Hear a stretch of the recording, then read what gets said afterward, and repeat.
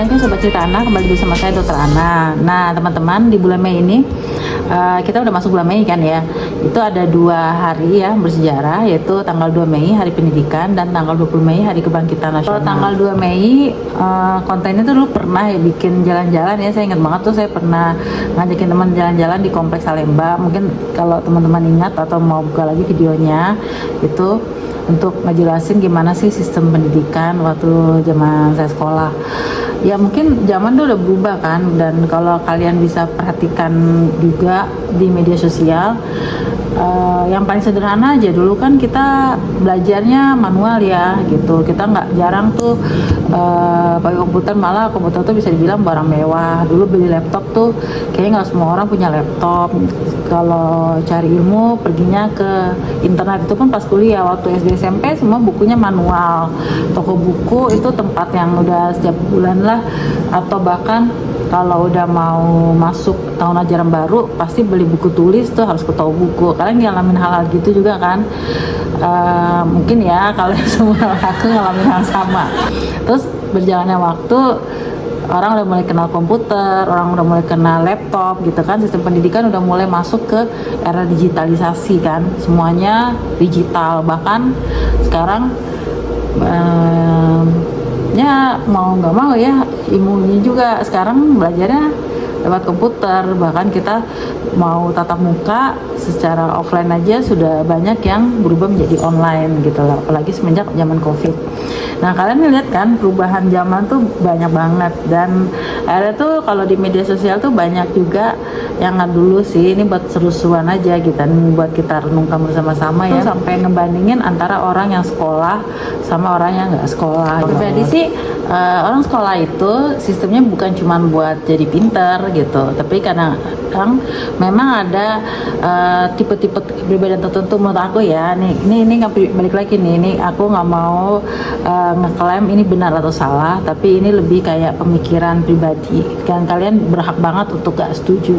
Jadi itu biasa aja kalau buat aku, orang nggak sependapat itu biasa aja. Jadi kalau misalnya beberapa orang tuh kalau nggak berada pada sistem, kalau sekolah itu kan ada sistem, ada kurikulum, ada aturan, ada yang disepakati ya. Dan beberapa orang tuh kalau nggak belajar dengan sistem yang jelas, nggak teratur, ya nggak belajar gitu loh. Tapi ada banyak orang justru ketika dia berada pada sistem yang terlalu rigid, yang kaku, dia justru nggak bisa berkembang, potensinya nggak muncul. Makanya ada juga ada bilang, nggak perlu lah sekolah, kan orang bisa sukses karena dia belajar dari pengalaman, dia belajar dari skill itu dikembangkan, dia terjun ke lapangan gitu kan. Makanya dulu tuh ada namanya sekolah kejuruan kan gitu, karena dia lebih mengandalkan ke kemampuan skill atau motoriknya yang dilatih dibandingkan teoritisnya. Dan menurut nggak ada yang salah sih, semuanya sama ya, maksudnya tergantung apa yang kita butuhkan. Balik lagi sebenarnya aku sering banget sih bahas, dan mungkin buat kalian buat apa sih belajar tentang siapa diri kita, terus ngapain kita belajar tentang tipe kepribadian. Nah itu karena kalau kita nggak tahu sebenarnya potensi kita di mana, atau potensi anak-anak kita di mana gitu, atau kita berpikir bahwa kita ini sama aja dengan orang lain, ya kita akhirnya mungkin nggak bisa mencari apa yang terbaik buat diri kita gitu. Tokoh-tokoh, ada beberapa tokoh yang justru malah waktu dia di sekolah itu gurunya sampai kirim surat ke orang tuanya bahwa anak ini kemungkinan kurang bisa berhasil. Aku nggak, bahkan kata-kata di toko yang aku baca itu ya, itu ngejatuhin mental banget deh gitu. Ya bukan berarti gurunya jahat, nggak, cuman memang mungkin dia tidak bisa mencapai target yang diinginkan di sekolah itu gitu.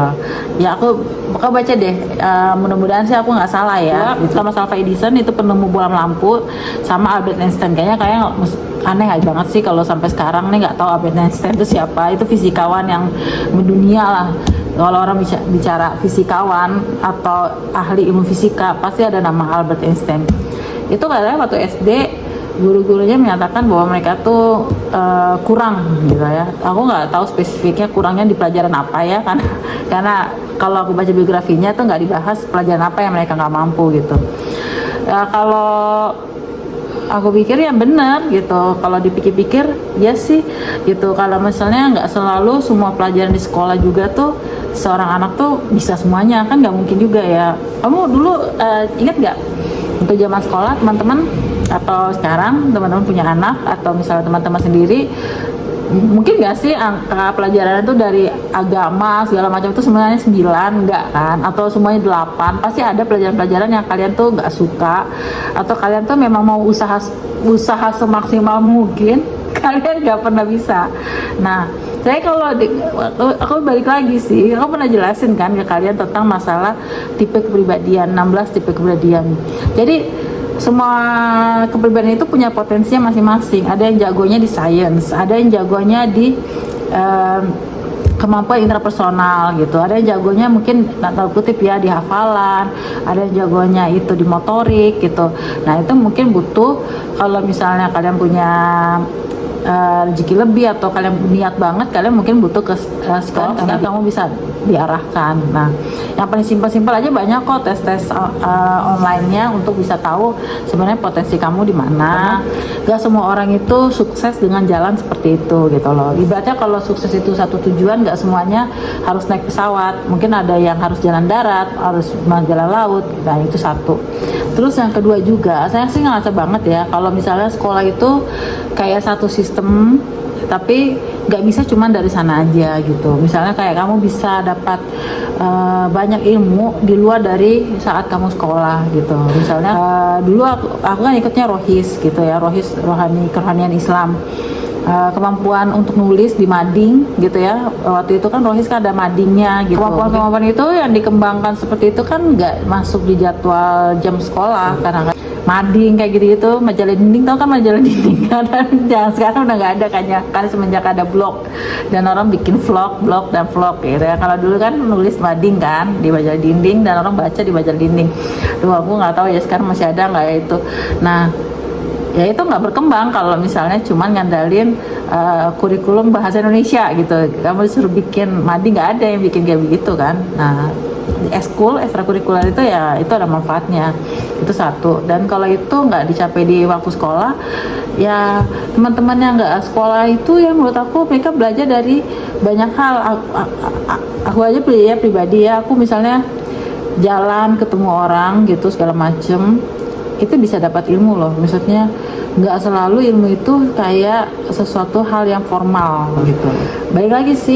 Balik lagi gitu, kita nggak bisa mengukur diri kita seperti orang lain, dan kita nggak bisa mengukur orang lain juga seharusnya seperti kita gitu. Kalau kamu masih mengukur diri kamu seperti orang lain, berarti kamu mungkin belum tahu siapa diri kamu.